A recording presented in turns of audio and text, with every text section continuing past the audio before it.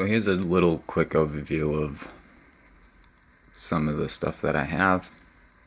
That is S911 Fox. These are some of my newer ones.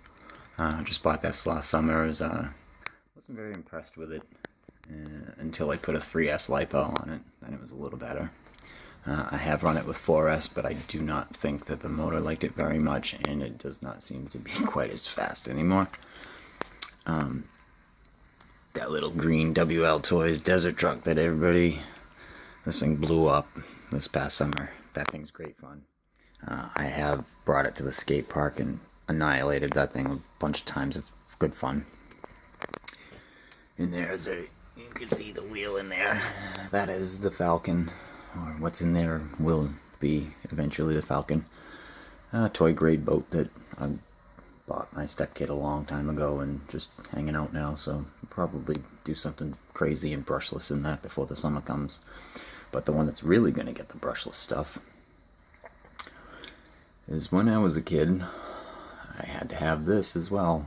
This is it's made by Great Plains, and it is the Stinger. It had two 550 motors in line and ran off of two 6L battery packs, which I found not to be enough.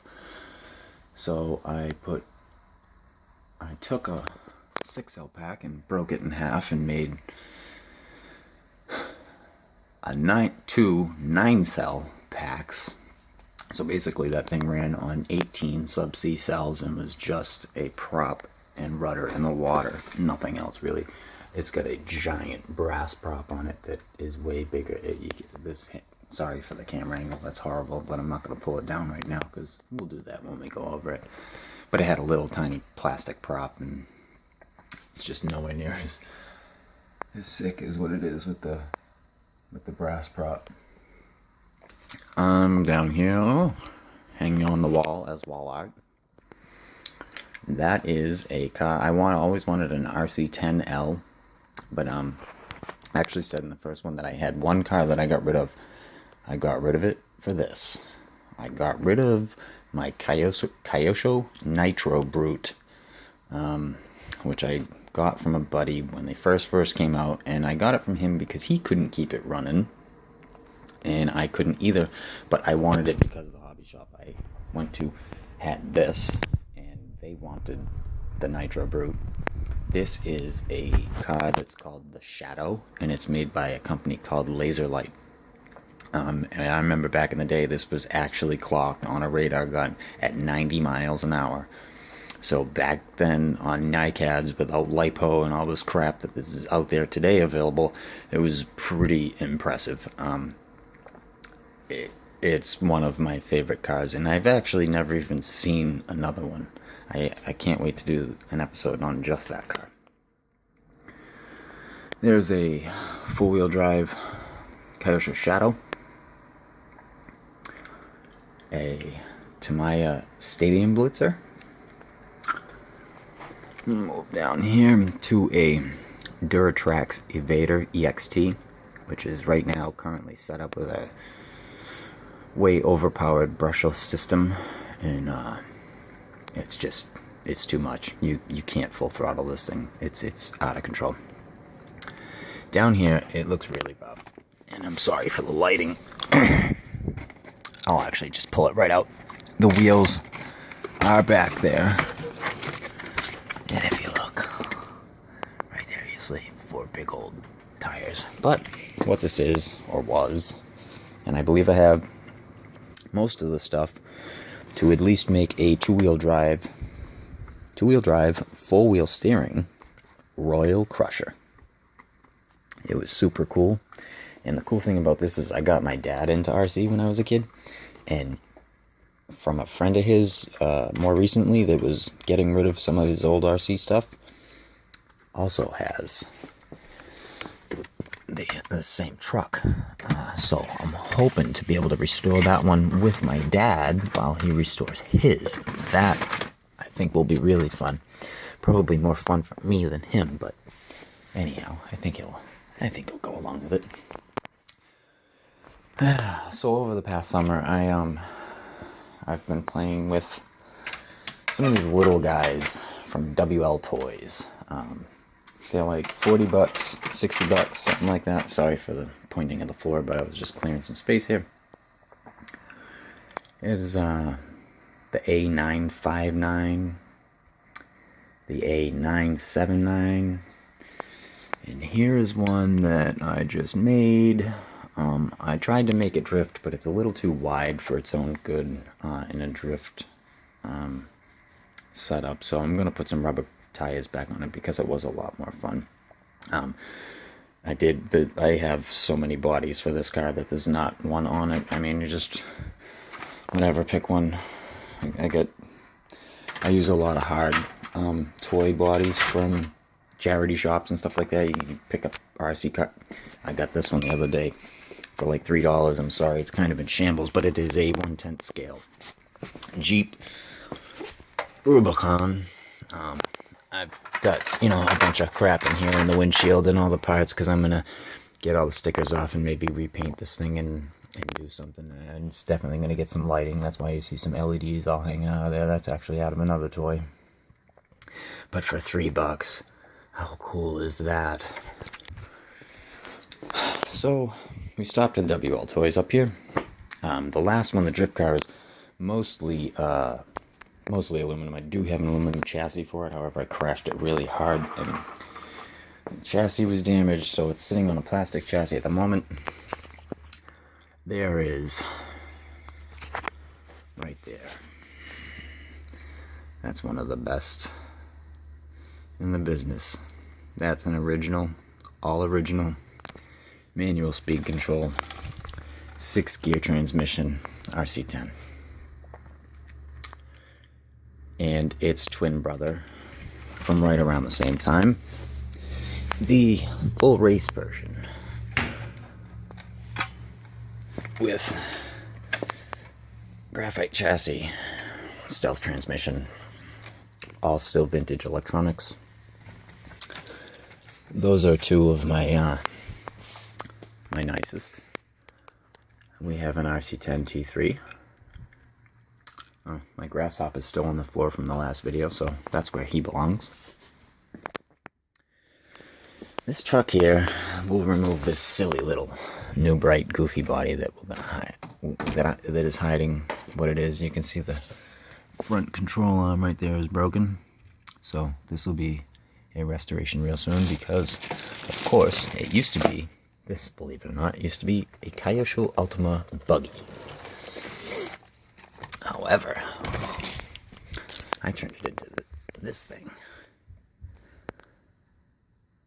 18-volt lithium-ion Makita drill, and the motor out of a 3-speed Ryobi hammer drill. Let me see if I can. Pretty sure somewhere in here I have about a 540 motor that. Just to show you the difference in size. I mean, this is a stock can. Oops, a couple of LEDs. This is just stock 540 can.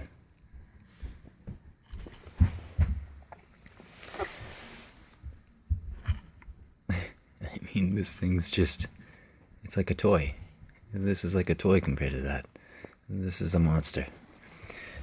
Brushless is cool, but it's not needed. You can just go bigger. The cool thing about this truck is this was one of my first, and the other one's over there. I'll show you that after. But this was an Ultima buggy that it's just a custom chassis.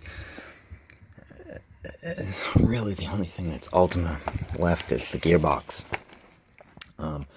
Wide track front arms, which I just happen to have. New old stock. Wide track front arms. So, we'll be fixing that. I bought a bunch of stuff when it was getting old, and all went into a discount box for some reason at the hobby shop, but it was all stuff for my cars, and I was like, well, I love this box, so I bought almost everything in it.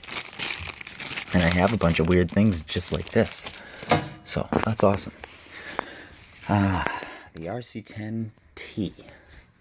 Came out shortly after those other two. Mine has that Nitro Brute body. I got rid of the truck, but I kept the body. This is on with Velcro. I'm not even going to bother taking it off. We'll do an episode on this because this thing needs a whole resto. But I lightened it all up as a kid and went nuts. And this thing was just out of control in a spectacular way. Let's move up.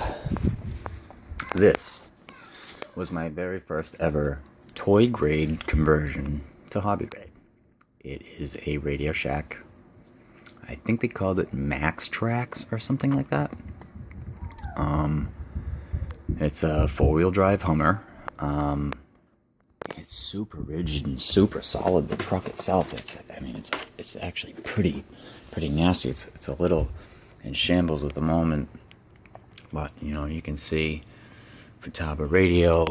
I can't quite get in there, but there is a B&R racing motor in there.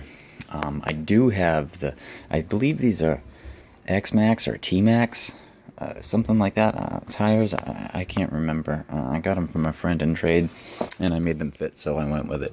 But I do have the factory tires for this, and I also have the tank treads for all 4 wheels that makes it the Max Trax thing. But I really want to, I love the body. I really want to light up all these lights, and yeah, this is going to be fun. Over here, just in front of it, just because that's the only spot I could get it to fit. It's old school. It's I think they called it the TLO1 chassis. It's a Tamiya Ford Lightning that I've now set up hopefully to drift. I got everything going the other day, and I haven't run it yet because it's been either negative temperatures or single digits, and I'm not really looking into doing that right now. So we're gonna wait till it's a little warmer for that. Goofy toy grade thing. This is one of those little self-righting boats.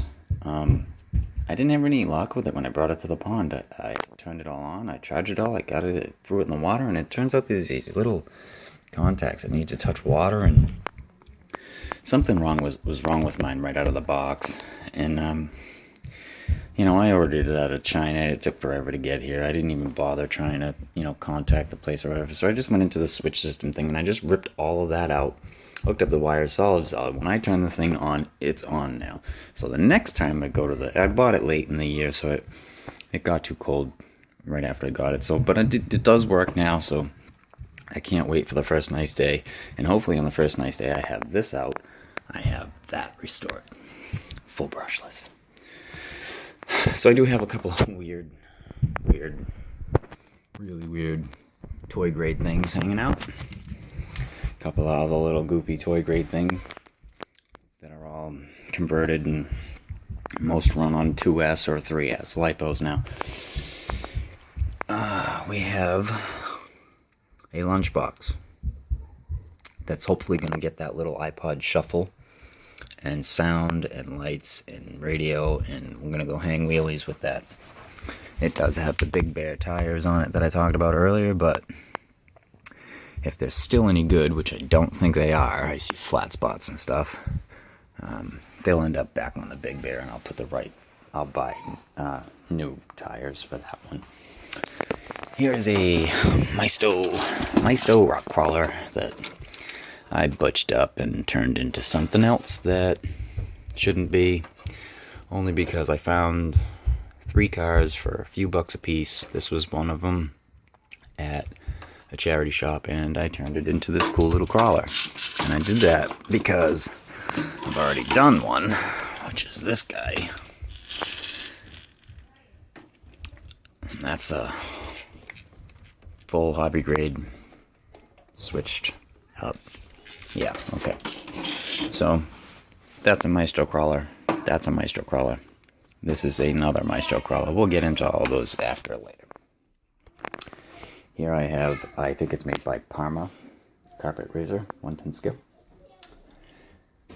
my Blackfoot that I'm not going to show you too much of, because that's got a real secret hidden under the back. The coupe that my dad painted and actually made. This used to be sorry, it's hanging on the wall. It used to be the Tamiya Road Wizard 110 scale F1 car. It's got a shortened chassis and a 112 scale body now, and it is a 110 scale road coupe. The thing's bad. There's a Kyosho sideways. Sorry for the lighting. Again, this side of the room is kind of dark, and I don't have the same home I used to have, so this is what I've got for now. Sorry. Another Duratrax Evader. This one is still pretty much bone stock, but still fun. This is where my sledgehammer has been sitting, but it's over on the floor still. Down in there, I don't even want you to see any more than that. I hope you see just a shadow outline of a Kyosho Ultima, because that is the car that belongs with the Grasshopper and the Hornet, but we will get into that in another episode. I do have some drones, some goofy stuff. Oh, there's another car. See, I don't even know. This car is like hanging on the wall, and nobody ever painted the body on that one. It was a Cox 049 112 scale